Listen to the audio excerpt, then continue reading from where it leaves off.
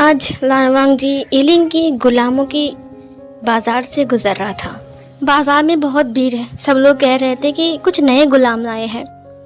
वांग जी की नज़र एक कोने की तरफ जाता है जहाँ पर कई सारे बंधे हुए गुलाम रखे हुए थे।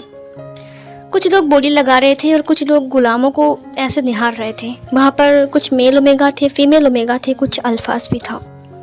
यहाँ पर जो गुलाम के जो व्यापारी था, जो बोली लगा रहा था, उसने वांग जी को ग्रीट किया। वांग जी ने उसको देखा। उस आदमी ने हाथ जोड़ते हुए कहा, जी आपको कोई गुलाम चाहिए? वांग जी ने ठंडी आवाज़ में कहा, नहीं चाहिए गुलाम।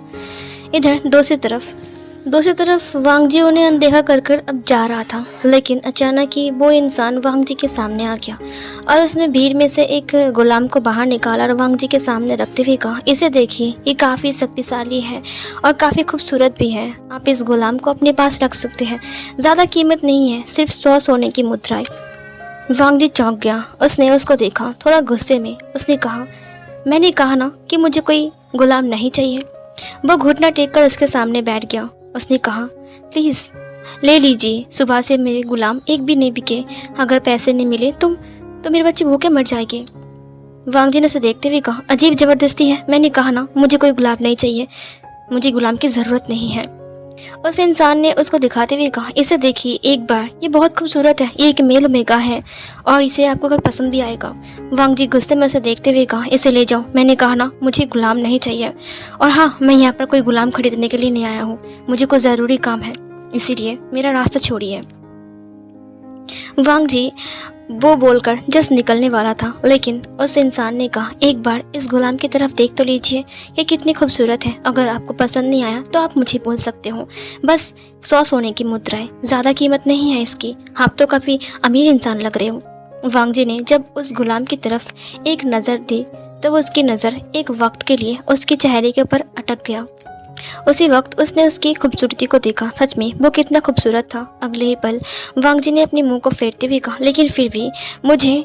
तभी वांग जी की वर्ड पूरी भी नहीं हुई और अचानक से बाजार में एक सन्नाटा छा गया और सब लोग डर के मारे इधर उधर भागने लगे। दूसरी तरफ किसी ने चिल्लाते हुए कहा, पीछे हटो, राजकुमार वैन आए हैं। वैन चाह, जो कि रेड कलर का रूप पहन कर सामने आता है, उसने कहा, तुमने क्या कहा? तुम्हारे पास बहुत खूबसूरत सी ओमेगा है? और ये सुनकर वो दुकानदार वैन चाओ को देखने लगे। वांग जी ने अपने माइंड में कहा, तो ये राजकुमार वैन है। दूसरी तरफ वैन चाओ की नज़र उसी गुलाम पर पड़ी जिस गुलाम को पहले वांग जी के लिए उस दुकानदार ने बोली लगाने की बात की थी। लेकिन यहाँ पर वैन चाओ ने उसे देखते हुए कहा, अरे वाह, तुमने सही कहा, ये तो बहुत खूबसूरत है। उसने उसको अच्छे से देखा और उसके बाद उसने दुकानदार को देखते हुए कहा, इसकी कीमत बताओ, मैं इसे खरीदूंगा। कितनी कीमत है इसकी? उसने चिल्लाते हुए कहा। सब लोग थर थर काँपने लगे। वैन चाओ के नाम से ही सब लोग डरते हैं। दुकानदार ने घबराते हुए कहा, इसकी कीमत 100 सोने की मुद्राएं हैं। वैन चाओ ने उसकी तरफ और अच्छे से देखा। जब उस गुलाम ने वैन चाओ की फेस को देखा, वो पूरी तरीके से डर गया। वैन चाओ उसे एक अजीब सी नज़रों से देख रहा था। उसने दुकानदार से कहा, ठीक है, 100 सोने की मुद्राएं ना, मैं दूंगा 100 सोने की मुद्राएं। ये गुलाम मेरे हवाले कर दो। दुकानदार एक बार वांग जी को देखता है और दूसरी तरफ वैन चाओ को। उसने ग्रीट कर लिया। दूसरी तरफ जब उस लड़के ने वैन चाओ को देखा तो वो बिल्कुल भी उसे अच्छा नहीं लगा। उसे लगा शायद ये कोई बुरा इंसान है, इसीलिए उसका दिल घबराने लगा। उसने घबराते हुए वांग जी की तरफ देखा। उसकी आंखों में आंसू साफ साफ नजर आ रहे थे। न जाने क्यों उसकी आंसुओं को देखते हुए वांग जी का दिल एक बार के लिए कांप उठा। वो लड़का जैसे कि उसे मदद के लिए कुछ कह रहा था, लेकिन उसकी मुंह बंद थी। दुकानदार ने डर के मारे कहा, राजकुमार वैन, लेकिन इन्होंने इसे खरीदने की बात की। वैन चाओ ये सुनकर बहुत ज़्यादा गुस्सा आ गया। उसने कहा, क्या मतलब है? तुम मुझे मना कर रहे हो? जो मुझे पसंद है वो मुझे चाहिए, चाहे वो किसी और को क्यों ना पसंद हो। इधर वैन चाओ गुस्से में उस आदमी को घूरता रहा। दूसरी तरफ उस लड़के ने वांग जी की तरफ अपनी आंसू भरी नज़रों से देखा, जैसे कि वो उसे मदद के लिए कुछ बोलना चाहता हो, लेकिन शायद वो सबके सामने नहीं बोल पा रहा है। वांग जी ठंडी नज़र से उसे देख रहा था। दूसरी तरफ वैन चाओ गुस्से में कहा, देखो उसने कितनी बोली लगाया है। ये सुनकर उस दुकानदार ने कहा, 100 सोने की मुद्राएं। वैन चाओ ने कहा, मैं डबल दूंगा, इसे मुझे दे दो, ये सिर्फ मुझे चाहिए। दूसरी तरफ लान वांग जी ने देखा कि उस वैन चाओ ने किस कदर से उसे अपनी आंखों से देखा, जैसे कि वो अभी उसे मार डालेगा। उसकी आंखों में साफ साफ कुछ नफरत जैसी चीज़ नज़र आ रही थी। वांग जी उसे देखकर सामने आ गया। उसने कहा, लेकिन मैंने पहले इसकी बोली लगाई थी। ये सुनकर वो लड़का भी काफ़ी ज़्यादा हैरान था। उसे डर लगा था शायद ये अल्फ़ा उसकी ज़िंदगी बर्बाद कर देगा, लेकिन वांग जी उसकी हेल्प करेगा उसने सोचा भी नहीं। उसने वांग जी को आंसू भरी नज़रों के साथ देखा, आंखों को झुमाते हुए नीचे की तरफ झुकाते हुए उसने कहा, जैसे कि उसने अपने माइंड में कहा, शुक्रिया आपका। इधर वांग जी ने अब उसकी तरफ देखते हुए कहा, मैंने इसे खरीद लिया है, इसीलिए ये मेरा है।